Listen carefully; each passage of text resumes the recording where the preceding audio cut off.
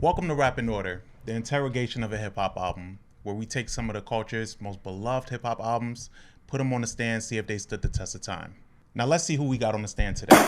Welcome to another episode of Rap in Order. I'm First Class Regg. And I'm Taurian B. And today we're getting into an album that I suggested. So this album came out in 1999, which was coming off of one of the biggest years in hip-hop history. Which was 98, but this album came out. This is the fourth album from this artist, with a very huge label, Cash Money Records, and I'm talking about BG, who should be free any day now as you're watching this. BG was supposed to be that artist that kind of carried the torch for Cash Money. Things didn't really go that way, and of course, Juvenile ended up being like the spokesman, the big artist for Cash Money up until Wayne took that torch. But BG, Baby Gangsta, came out with Chopper City in the Ghetto. It was released in 99. It was solely produced by Manny Fresh. You had big timers on there. You had, of course, Lil Wayne. What's your feelings on this album? Or from back then, speaking from that perspective. Well, not even back then. So in 1999, I was a huge Juvenile fan. Mm-hmm. Like Juvenile was the shit to me. I also thought that Lil Wayne was dope because it was cool that he was like a teenager. He was 16. Mm-hmm. That they kept telling us that, and I thought it was dope that he couldn't curse and shit like that, right? But with BG, it was being explained. So all right, I'll tell you a story. His name is Harry Turner. Harry Turner is from Alabama, and he went to high school with me, and he would tell us everything that he knew about BG. And he was telling us that pretty much BG was the one who was running around in the streets doing wild shit in New Orleans, right? So that's why he was so beloved, and he was looked at as the one because he was pretty much in the fold with what they was doing at Cash Money. Mm-hmm. And he got his name from Birdman's brother that's named Gangsta. Okay. Who was just released from jail, and actually is really funny because on DJ Vlad interview, he tells a story how he was around in the early stages of Cash Money Records, and how all of them looked up to him so much because he was a young dude and he was really outside wilding, so they all looked up to him. And then unfortunately, I don't know, so unfortunate not. Some people it's unfortunate, while he was in jail, he cooperated, and he told on dead people. Oh, okay. And that was a big no-no. So a lot of people feel the name is tarnished. Now the name Gangsta, all the work that he put in, but he just wanted to come home. Imagine you go to jail and your brothers become the biggest things out, and then you just wait a second.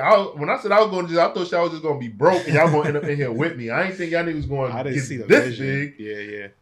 So but back to BG, I wasn't the biggest BG fan. I was more so of a Juvenile and Wayne fan. Mm-hmm. But I respected BG because my friend Harry Turner from Longwood High School explained the lore to me of who BG was. But I just felt BG he was more a local celebrity, and it just never translated. If you knew, you knew, but it wasn't. Even think about it. When people hear Bling Bling, they don't think BG. They don't think BG, you're right. And it's because of Wayne. Yeah. I think Wayne kind of stood in front of that a lot. And he was the one that would be I coined the term. Because he did. I did this. Yeah. He spoke about the reign of that song a lot. Yeah. And it changed. That song itself, the term is in the dictionary. Yeah. So it did a lot, and people often forget that it is tied to BG because of that. So yeah, man. I get it, and even Wayne looked up to BG. BG was that dude. In New Orleans, back in the day, it was BG and Soulja Slim. Mm. So BG and Soulja Slim were the biggest things out, and Soulja Slim was even bigger. He had Cutthroat Committed. I believe he was affiliated with No Limit, and things just unfortunately he lost his life. Mm-hmm. It was just going too soon, but he was making anthems down there in New Orleans and shit. So it's crazy how different sales are now, because back then this album debuted at number 9 and it sold 140,000 copies. Yeah, right. Number 9. Yeah. Yeah. That's a number 1 album today. Yes. That's Absolutely. crazy. But for me back then, my affinity with BG goes back to around that time frame, because my brother, shout out to Z Mega. Today's actually his birthday when we're recording this. It's old ass.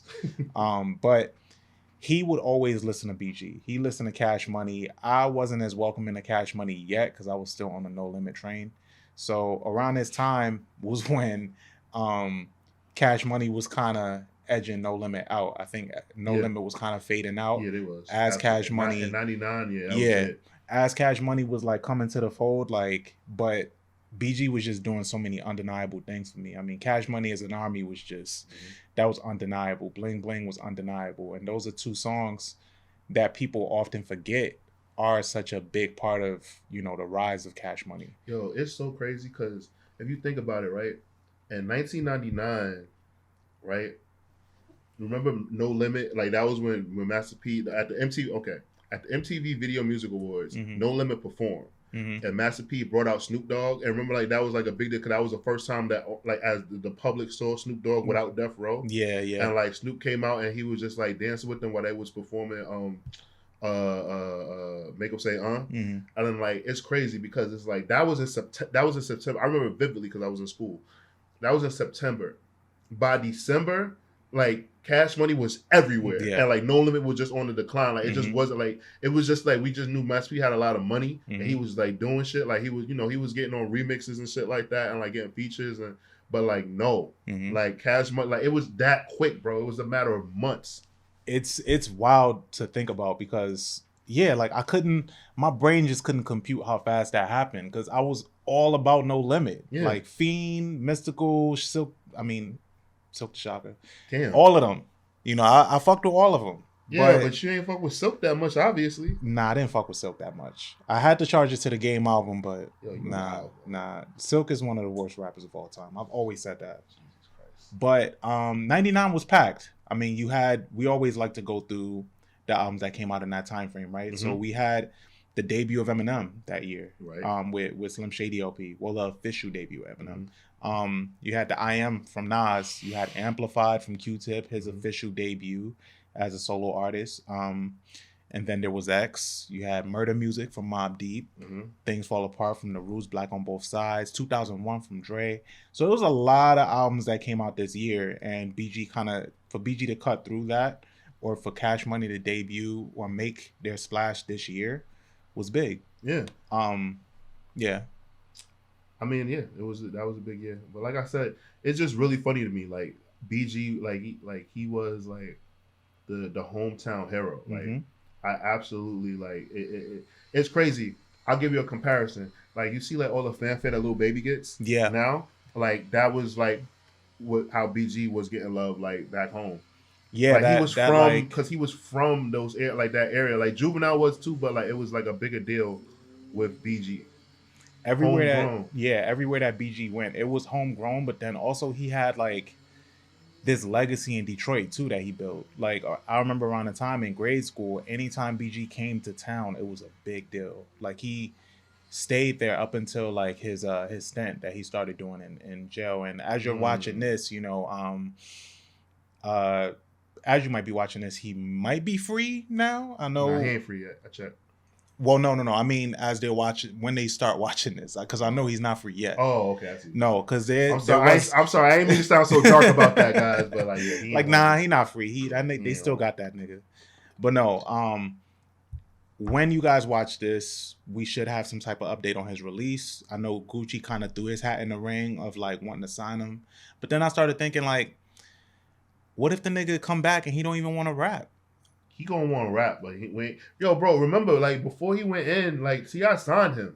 Remember, he was on the King album. Yeah. Like, yo, bro, like, you wanna know what's funny to me? I'm gonna get killed for this. Like, people say that Silk the Shocker, like he raps better than Silk the Shocker, but he raps off beat like Silk the Shocker. He's just a better version. Nah, I don't think he does. Yo, BG, because I think with BG carries like that Soulja Slim flow. Like, you don't know I'm the BG. Like, it's very like... Nah, bro. BG be fucking down. Soulja Slim be like he flows, right? Mm-hmm. Like with BG, like he's not like he has like a New Orleans twang to him, like when he talks, but it's like it don't rhyme enough for me. Like he don't like his like it just not like he just saying shit. Yeah. I fuck with it more so Be because from the Hizzle. because Like, a lot of that style is in Detroit artists too. Like a lot Detroit artists get the same type of flack because they don't necessarily stay on beat, but it's like this. It's this flow that's like a different pocket that they just commit to. Obviously, as a native New Yorker, we think everybody else talks weird because everybody's supposed to talk like us. But I also understand because I lived in other cities. Mm-hmm. Like it's just the accent. So like in New Orleans, like I know that like other people sound like him. So like to them, like it's nothing, and it makes a lot of sense. Yeah, right? yeah. So I know in Detroit because now you know you introduced me to Boldy, mm-hmm. right? And like I watch his interviews, and I'm just like, yo, like, yeah, he's super mellowed out and just like that's just the flow. Yeah. But so getting into the actual album, the album is 16 tracks long. You got just pretty low on features. It's just the squad on here. You got Hot Boys, Big Timers. That's pretty much it. What stands out to you outside of the two major singles? All right, so one other tidbit before I answer that. I'm gonna answer your question.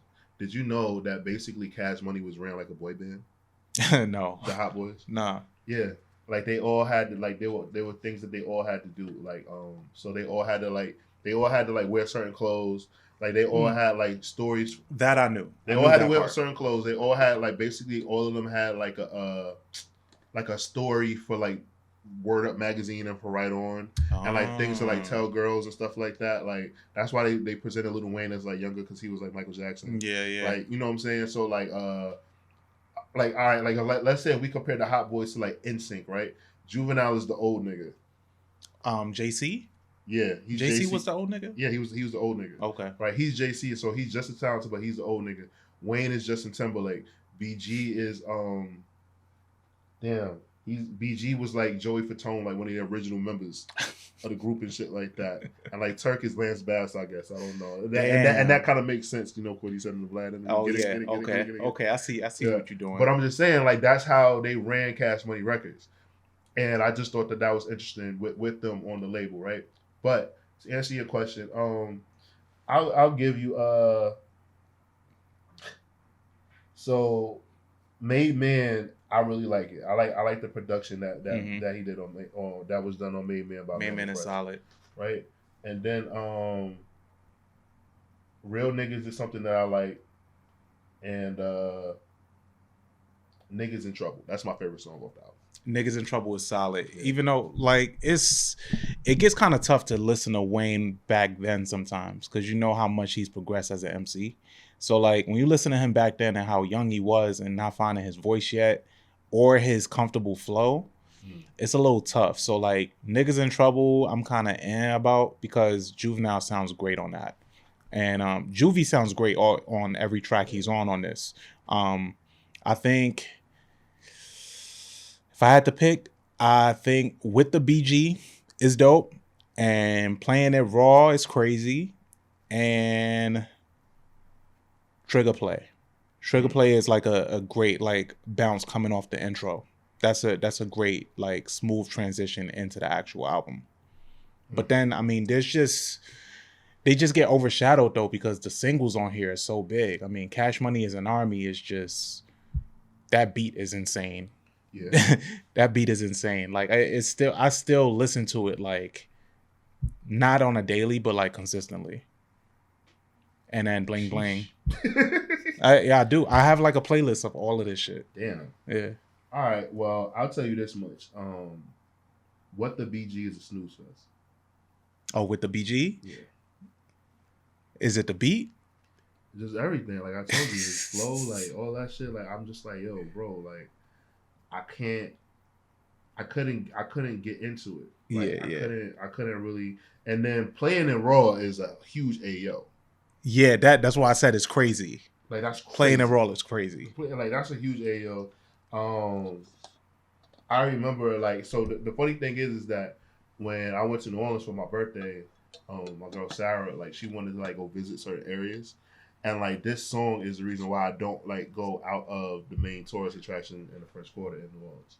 Like, why the fuck would I do that? Or like, do you hear how these niggas talk about where they from and you want me to do what? These niggas is ruthless. I will say though that every time I listen to like New Orleans rappers from back then, like the way they talk about New Orleans doesn't make me want to visit. You know how other artists, like when Nelly came out, he made me want to visit St. Louis because I was like, oh, I never really even heard anybody talk about St. Louis. So like he talked about it in such a like endearing way.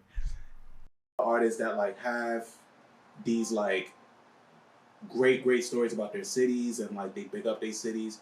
With them, it's just stories about where they from. They're not trying to welcome me there, but they just telling they shit. They kicking their shit. It doesn't make me want to go. Right. You know? I'll be honest with you. It's funny you say that, right? Because like when I hear rappers rap about Detroit, that's how I always felt. So that's why I told you, I was like, yo, there's nothing about Detroit that I want to go to. Then I forgot the Temptations are from Detroit. And like all of Motown. When I watch those movies and like listen to that music, I want to go to Detroit. But when I listen to rappers, nah, dog. Because it's different sides to it though. Because if you listen to like somebody like Dilla or you listen to Slum Village, who is like the more peaceful approach of Detroit and like just a whole different artistic vibe, then you can get a different feel of maybe want to visit Detroit. Okay, I definitely don't listen to Slum Village. Yeah, but like that, those type of artists, those type of in that type of bag, You want to know who could have made me want to go to Detroit? Aaliyah. Okay, but she didn't like give me no anthem. She didn't give. She gave you shit. No, you talking about Detroit? About Detroit. Okay. She ain't give me nothing like, you know what I'm saying? Like she ain't give me a what up though. Yeah. Okay. That's what I'm saying. Like, you know what I'm saying? Like. I know that I'm sorry that we bearing up. I know that there's artists that have made songs that like celebrate Detroit and like more so like you know like use the lingo and shit like that. But it's like I keep that shit like a secret. Y'all like gatekeepers. You think so? No, I don't think so. Yo, I think it's just very like if you know type shit, and it's like the only person that I've seen. Well, Eminem and Big Sean have been the only ones that have been like putting Detroit on their fucking chest, like Detroit. Give Danny Brown his credit. Yeah, no, but I mean, like when it comes to Detroit shit, like Big Sean is creative director for the Pistons, and okay. You know all of that type of shit. I just think Danny Brown's too associated with drugs, so that's why. Yeah, that's why he probably did the clean cut look for a bit, you know. But in the fold of this album, I think their initial plan was for BG to be that guy, but I don't think they expected Juvenile to take off the way that he did. Right.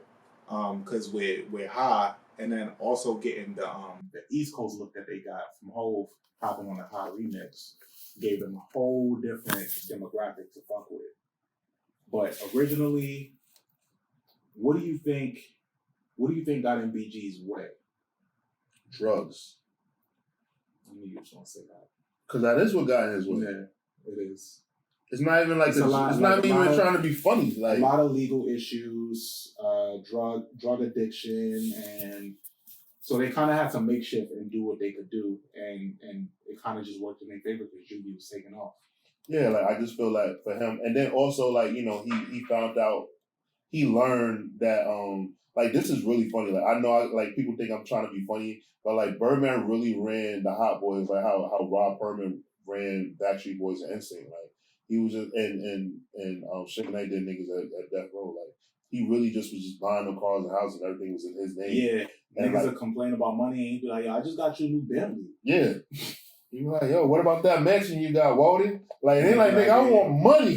Like, but like, some of them will probably be like, yeah, you right. Right. Yeah. I sleep in the closet. Yeah. You know, so I just think that for a lot of them, I just think that there was a lot of, especially BG, like that was like always the issue.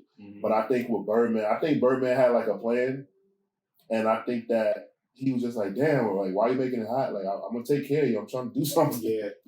And niggas, people think that this is BG's debut, and this is his 4th album. Yeah. Because they was really doing shit locally, like selling shit out of like fucking Call's record store and shit. Yeah. It's his fourth fucking album. And to debut at number 9 that year is big. 140,000 is insane. He also has like other tracks on here that I really like too. So like as you get deeper into the album, you could tell that Manny Fresh hasn't really fully found his sound yet as a producer. So like the beats aren't really that up to par, and I'm a big Manny Fresh fan too. Like I've said that before, but like you know, you get to tracks like Thuggin', Hard Times, that's like a little harder to listen to because the beats aren't that fleshed out. They're not that great.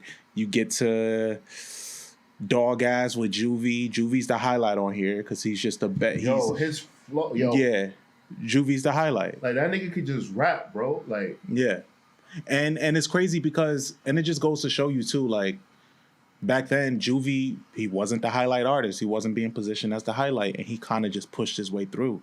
And like, I don't think he was even planning to be that nigga. Like he wasn't. Because you want like when Cash Money came out, they were just thinking about, all right, we're gonna have the whole Louisiana like loving our shit, right?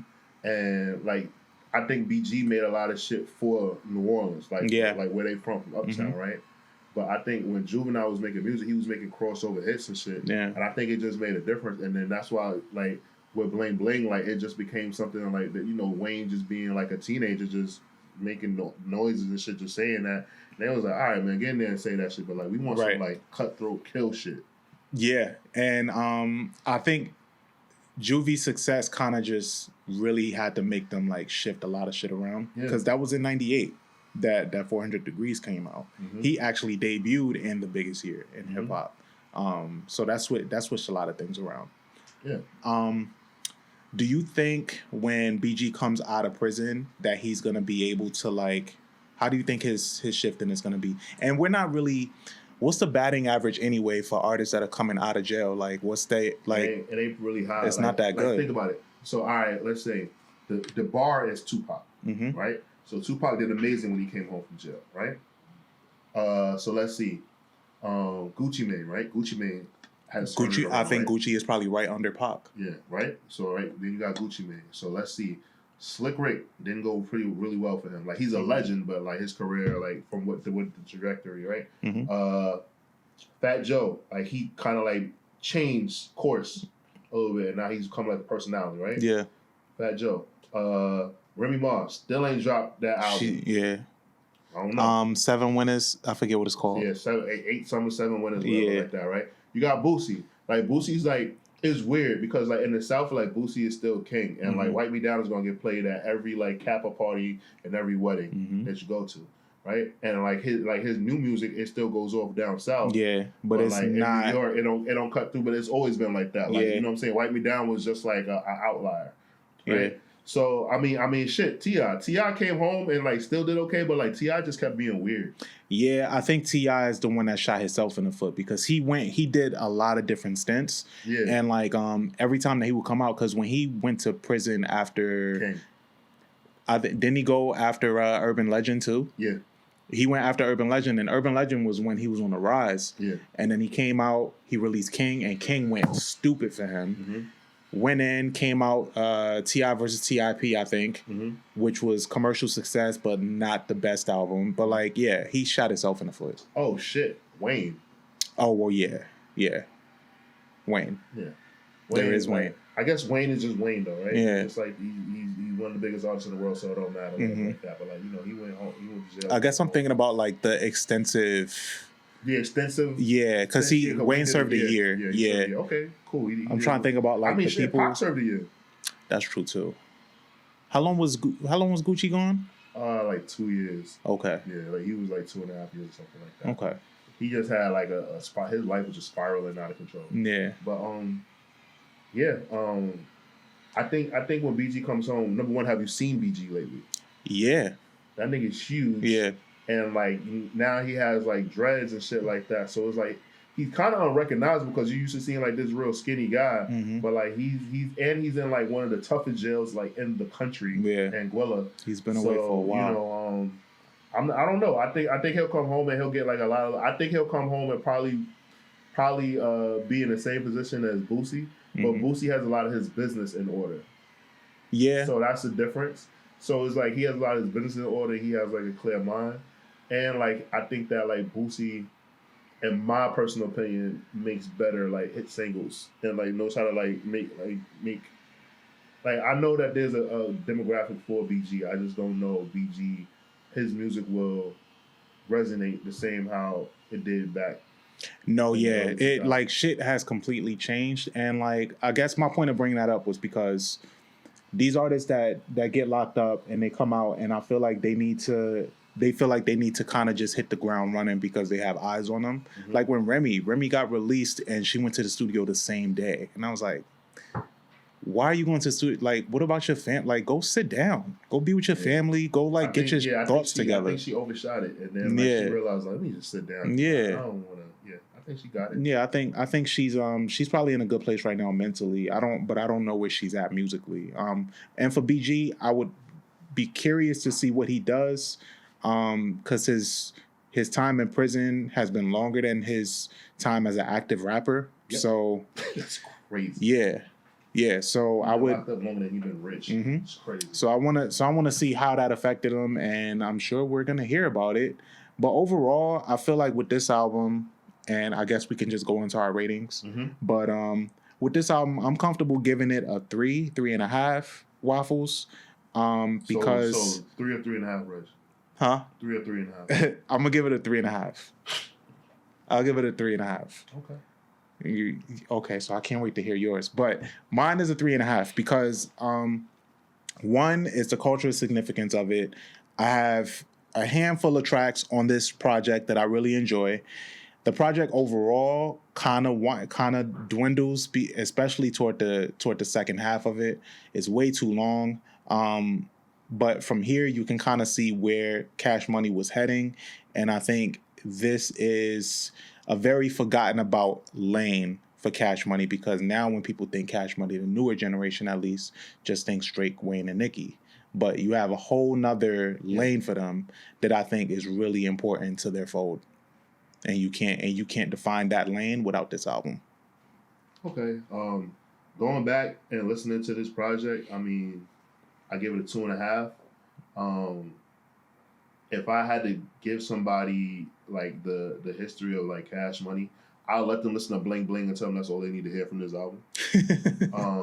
You have Juvenile's project, you have the Hot Boys project as a collective, mm-hmm. You have the Big Timers project, you have Lil Wayne's early projects, and even you old UNLV stuff that they had, the first group that Birdman signed. Yeah, like I truly feel like it, like not hearing all of this album will be fine. 2.5 waffles. Chopper, Chopper in the city is not in the ghetto is not that good. Chopper City in the ghetto is not that good, guys. It's not. I tried. I wanted to. Like when Regg said, I was like, oh yeah, bet.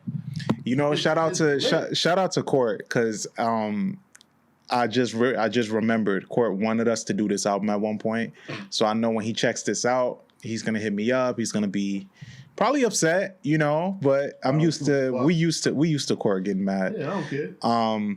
But I encourage you guys to listen to this and form your own opinion and hit us up. Let us know what you think. I have been First Class Regg. And I'm Taurian B. And we're out of here. Catch you guys next time. These are their stories. Dun dun.